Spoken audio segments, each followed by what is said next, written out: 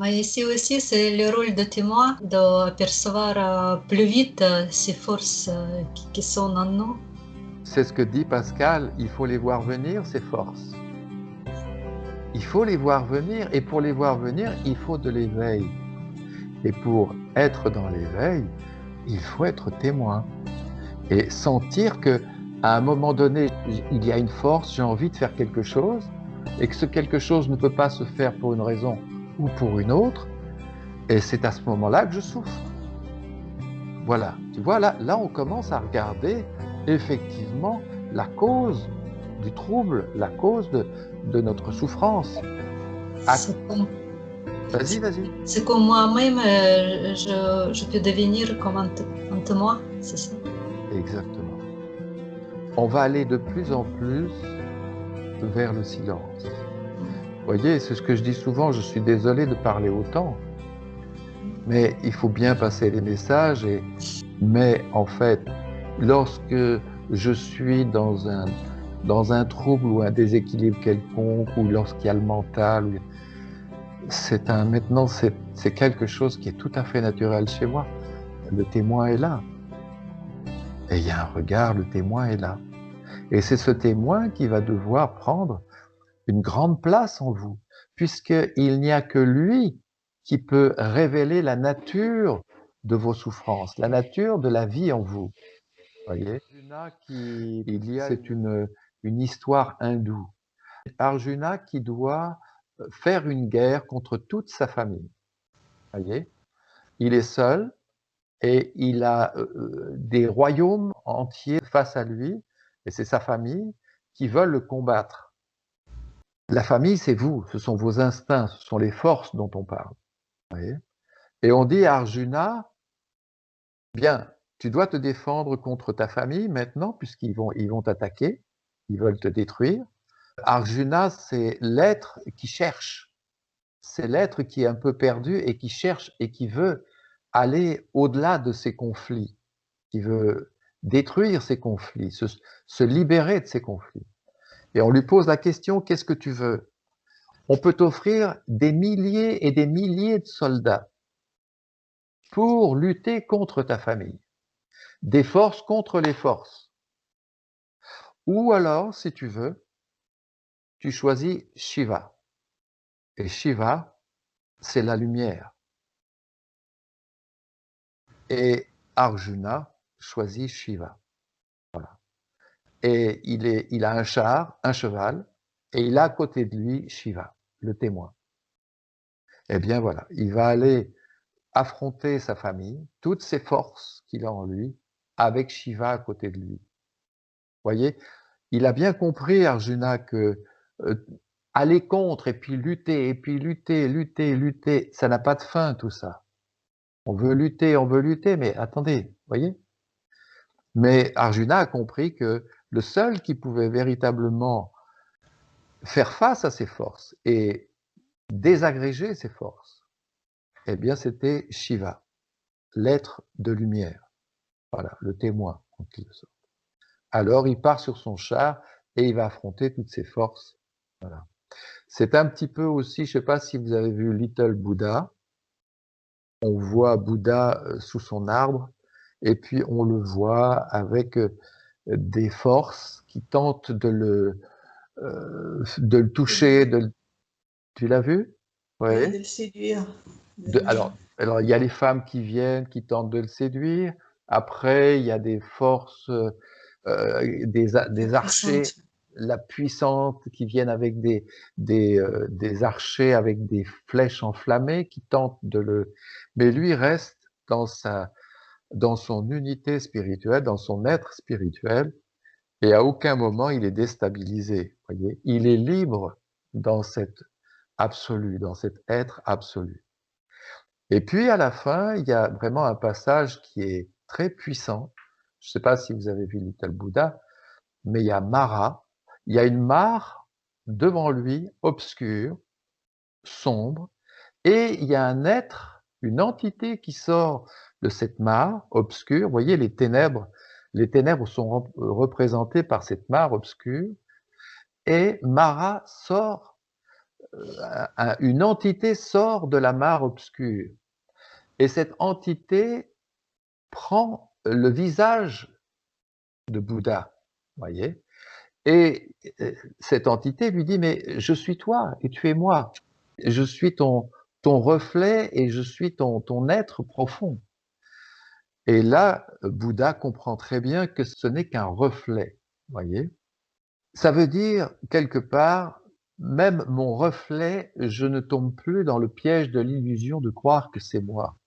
Lorsque vous projetez, vous vous projetez quelque part. Je vais faire ceci, je vais faire cela. Vous projetez Mara, vous projetez une entité, vous projetez une image, et vous croyez que c'est vous. Ce que vous projetez, vous pensez que c'est vous, et vous y croyez. Votre sensibilité, vous vivez cette image comme étant vous. Vous le vivez. C'est moi, et moi je vais faire ceci, et moi je vais faire cela. Mais Bouddha comprend parfaitement que cette image n'est qu'une image et qu'elle n'est pas l'être. Voyez. Et il lâche Mara qui retourne aux ténèbres et qui se désagrège.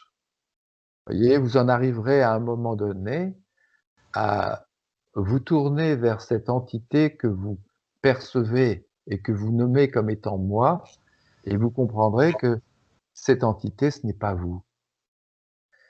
Vous êtes réellement vous lorsqu'il n'y a plus aucune image réfléchie, lorsqu'il n'y a plus aucune pensée, lorsque, et là, vous êtes.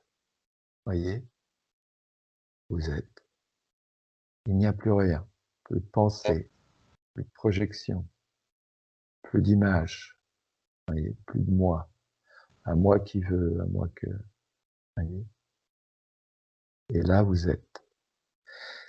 Et on va petit à petit apprendre, je dirais apprendre, à laisser entrer cet être dans le champ de notre conscience, à commencer à le goûter, à apprécier sa présence et à laisser sa lumière entrer en nous et à laisser le charme qu'il nous fait partager lorsqu'il est là, voyez. C'est cette vibration, ce charme de chaque instant, que vous soyez dans la rue, que vous soyez, voyez, vous allez découvrir que lorsque vous aviez un plaisir sexuel, un plaisir sentimental, émotionnel, un plaisir intellectuel, et que ce plaisir atteignait l'apogée, un apogée, eh bien cet apogée, c'était grâce à la présence de l'être. C'était parce que vous n'aviez plus de moi. Alors l'être était là, totalement présent. Voyez. C'est l'être qui nous permet de vivre les instants d'amour, même au travers d'une excitation. On va un peu loin ce soir, mais c'est pas grave. Il faut commencer à parler un peu de tout ça, voyez. Lorsqu'on dit oubli de soi, bien, ça veut dire qu'il n'y a plus de moi. Mais il y a quelque chose qui est présent et qui fait que on vit cet instant en amour absolu. Mais c'est l'être qui vous permet de vivre un instant d'absolu. Voyez? C'est parce qu'il n'y a plus de moi. Lorsque vous goûtez un gâteau, voyez, le meilleur de tous les gâteaux que vous puissiez aimer, voyez, vous le mangez, vous êtes total dans votre dégustation. Voilà, c'est ça qu'il faudrait faire pour vraiment apprécier les choses qu'on aime. Vous le mangez et vous le mangez dans une plénitude et puis vous vous remplit complètement. Eh bien, c'est l'être qui est là. Dès que vous présentez à l'être un instant d'harmonie, un instant où il n'y a plus de conflit, où il n'y a plus de moi qui veut ceci, où moi je veux être libre, où moi je veux ceci. Si vous présentez ça à l'être, il ne peut pas rayonner en vous son amour, c'est pas possible. Voyez? Si vous êtes en perpétuel conflit, ah oui, mais moi maintenant je veux jouir de ça. Ah ben, comment voulez-vous que l'être se présente? Il ne peut pas. Il ne peut se présenter que lorsqu'un individu est dans une totale liberté. Et là, il se présente. C'est un petit peu nouveau tout ça, hein, mais C'est la liberté, il faut abandonner, c'est ça. abandonner, il faut voir pourquoi on ne veut pas abandonner. Et qu'est-ce qu'on ne veut pas lâcher, surtout. Parce que abandonner, c'est bien, mais abandonner lucidement et clairement, c'est mieux. Moi, je ne sais pas comment font les mystiques, franchement. Parce que eux, ils remettent tout à Dieu, bien. Mais je pense que les mystiques en arrivent fatalement, à un moment donné, à voir lucidement les choses. Ils ont des perceptions lucides à un moment donné. Mais écoutez, abandonner sans comprendre, sans voir clair, sans avoir une vue claire de la nature de la vie, c'est beaucoup plus facile d'abandonner quand c'est clair. C'est fait même dans la joie, dans la lumière, c'est fait dans quelque chose qui est dynamique, c'est de l'énergie, c'est une joie, voyez? C'est pas maintenant, nous sommes des Occidentaux, on a l'habitude de On a besoin de fonctionner avec. comprendre. Voilà, voilà. Il y a vraiment une nécessité de comprendre profonde chez nous. Et on peut le faire. Cette voie existe et c'est la voie moi je l'appelle la voie du soi-regard, mais c'est simplement le discernement. Voir clairement comment la vie œuvre en nous. Mais les mystiques, ils remettent tout à la vie, ils remettent tout à la vie, ils voient pas, ils comprennent rien, mais ils remettent tout à la vie. Et après, il y a la voie de l'action. La voie de l'action, c'est aider son prochain en toute chose. C'est aussi une voie. Vous voyez, c'est l'abbé Pierre, c'est Mère Teresa, c'est voilà. Alors toutes les voies ont leur avantage et leur inconvénient. La voie du mystique, il va pas chercher à comprendre, il va tout remettre à Dieu, tout ce qui lui arrive.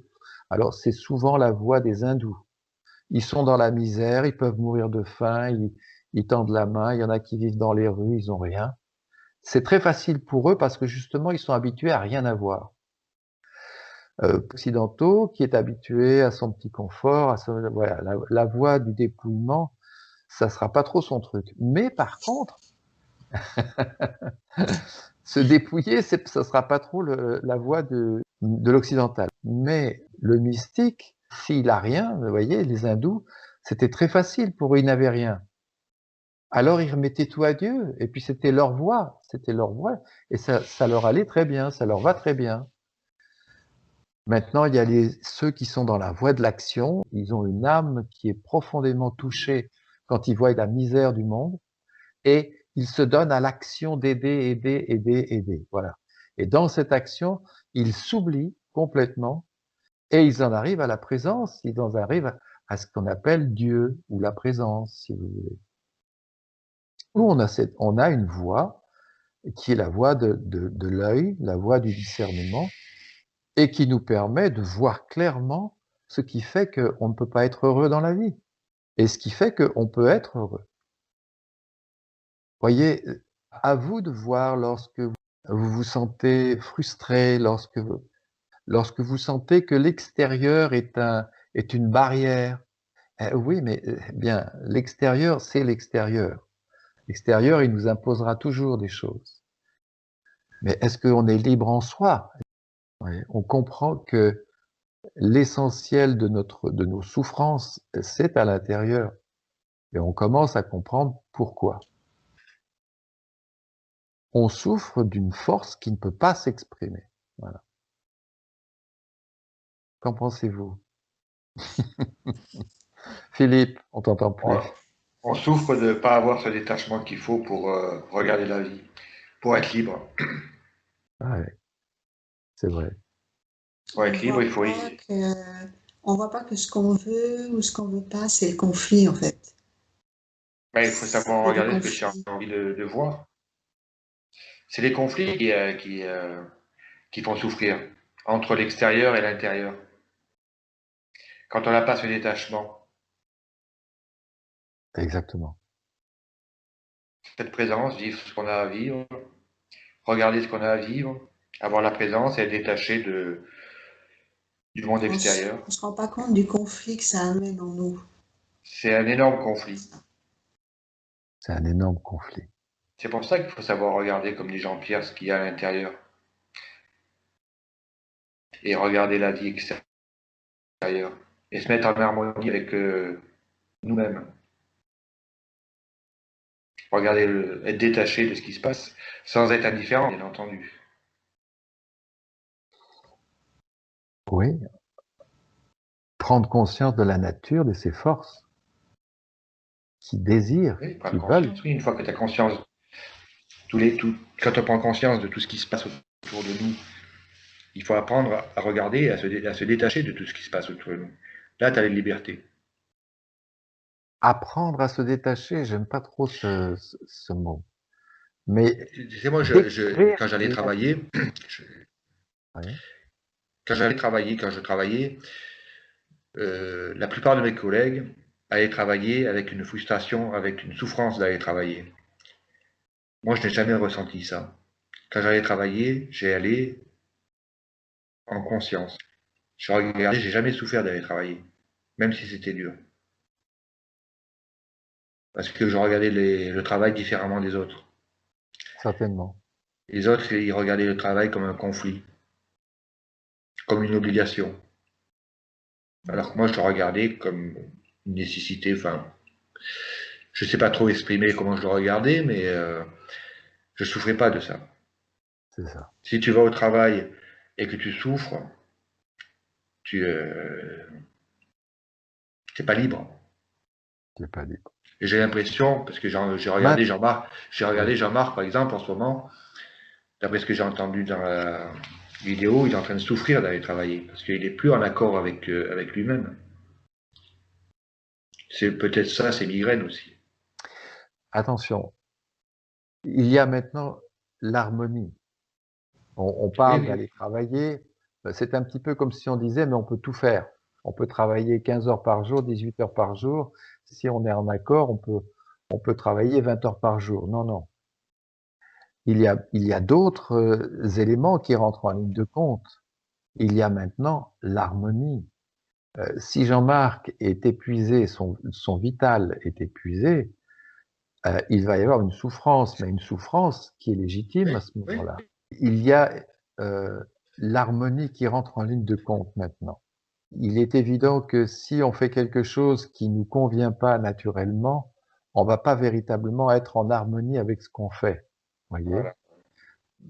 Pascal disait travail, du bureau, et tu disais, mais on étouffe à un moment donné, c'est trop, c'est trop. C'est le bureau qui t'étouffe.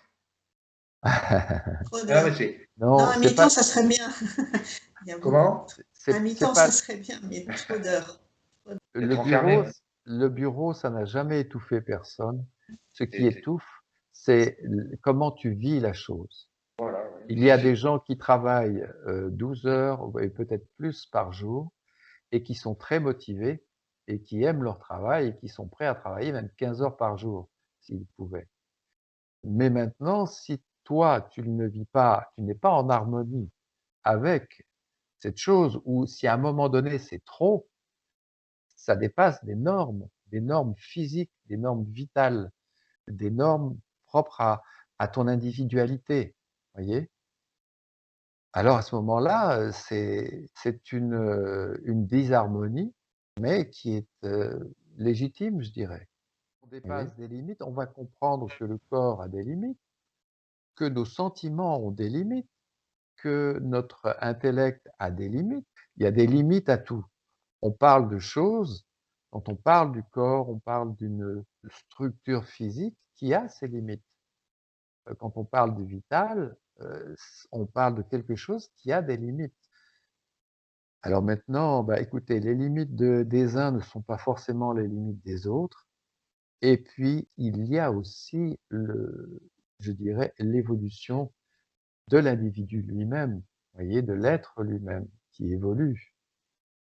Il évolue, à un moment donné, des choses peuvent lui convenir, et puis son évolution fait qu'à un moment donné, il lui faudrait autre chose. Il sent qu'il n'est plus en accord véritablement, il est plus en phase avec ce qu'il vit. Alors, bien, là aussi, il va y avoir une sensibilité qui va qui va venir un petit peu au milieu et qui va parler, qui va dire: «Oui, mais là, ça me va plus très bien tout ça. C'est plus en phase avec moi». Alors qu'il y a 2 ans, 3 ans, 5 ans, voilà, on était à fond et puis, ça allait, quoi. Vous voyez, il y a beaucoup de choses à voir, hein, on ne peut pas mettre, tout comme ça dans un sac et puis, on élargit le champ de notre conscience et c'est à vous de voir dans votre, sensibilité, dans votre être, dans ce que vous ressentez, dans ce que vous vivez, là où vous êtes. Êtes-vous dans un désir frustré? Êtes-vous dans une disharmonie avec, un contexte, un lieu, je sais pas, un travail? C'est à vous de devenir le témoin qui fait le point sur ce qui voit ce qui se passe en lui et ça, on peut très bien le faire et plus vous allez mettre ça en œuvre et plus vous allez être, puissant, je dirais, en termes de lumière et en termes d'évidence. Votre vie va devenir une évidence. Ce que vous aurez à faire ou ne pas faire deviendra évident pour vous.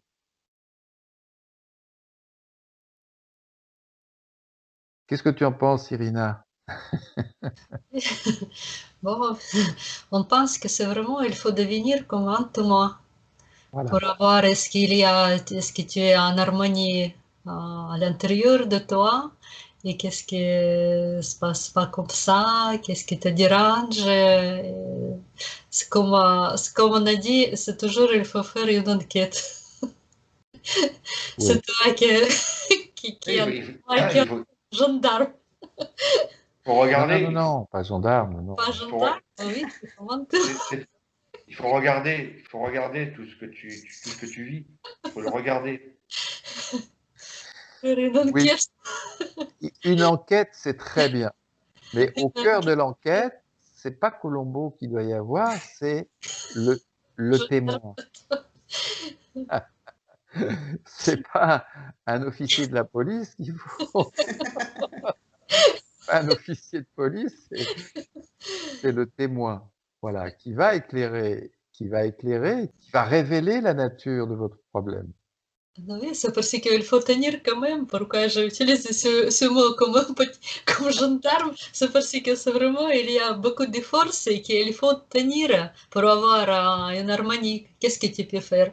Il faut éliminer une force, il faut peut-être faire cette petite force. Petite.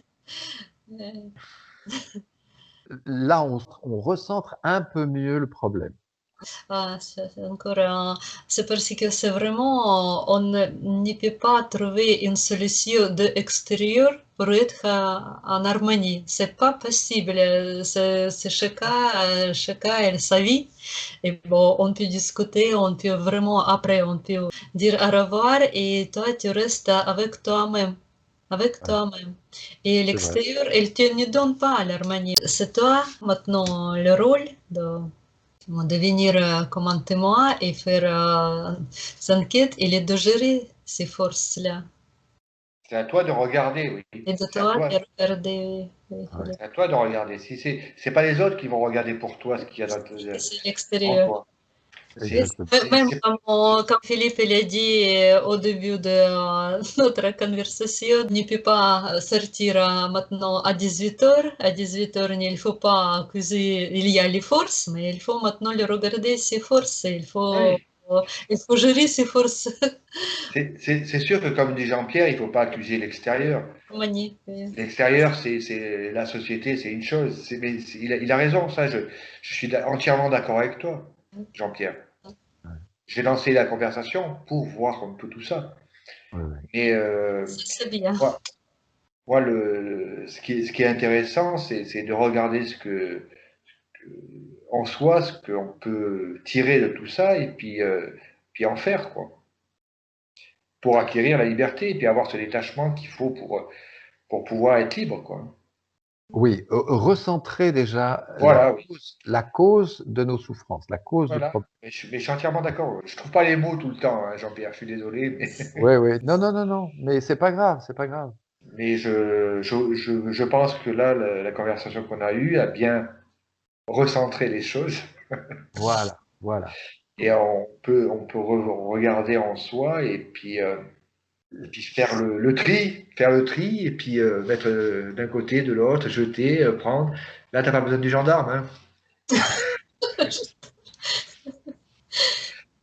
Surtout être gendarme en ce moment, c'est plutôt dangereux.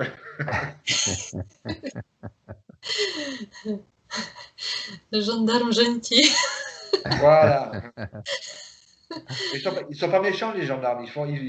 Ils exécutent leurs ordres. Hein. Ouais, c'est ça aussi. Ah oui, Et ils s'en prennent plein les mirettes. Hein. oui. Vous voyez, ce qu'il y a de bien dans cette discussion, c'est qu'on s'est recentré un peu mieux. Et on comprend que, bien, ne pas se tromper de cible, voyez. L'extérieur, c'est l'extérieur. Maintenant, si je souffre, il faut voir de quoi je souffre.